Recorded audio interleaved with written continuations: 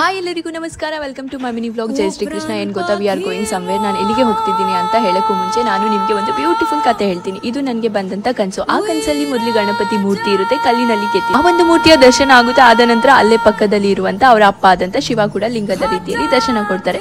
ಎಷ್ಟು ಒಳ್ಳೆ ಕನಸಲ್ವಾ. ಆದರೆ ನನಗೆ ಒಂದು ಹೆಣ್ಣು ದೇವಿಯ ದರ್ಶನ ಕೂಡ ಅಲ್ಲೇ ಆಗುತ್ತೆ. ಆದರೆ ಅವರು ನನಗೆ ಅವರ ಮುಖವನ್ನು ತೋರಿಸಿಲ್ಲ. ಪೂರ್ತಿ ಹಿಂದೆಯಿಂದ ದರ್ಶನ ಆಗುತ್ತೆ. ದರ್ಶನ ಆಗಿಲ್ಲ ಅನ್ನೋ ಬೇಜಾರಲ್ಲಿ ನಿದ್ದೆ ಮುಗಿದು ಬೆಳಿಗ್ಗೆ ಆಗುತ್ತೆ.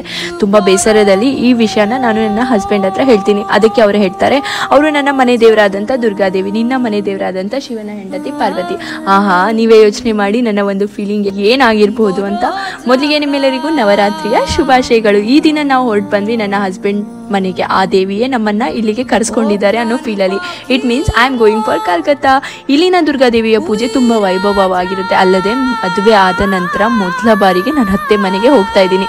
ಮಿಡ್ ನೈಟಲ್ಲಿ ಎದ್ದು ಅರ್ಲಿ ಮಾರ್ನಿಂಗ್ ಫ್ಲೈಟ್ ಕ್ಯಾಚ್ ಮಾಡಿ ಮಾರ್ನಿಂಗ್ ಅಷ್ಟರಲ್ಲಿ ವಿ ರೀಚ್ಡ್ ಕಲ್ಕತ್ತಾ.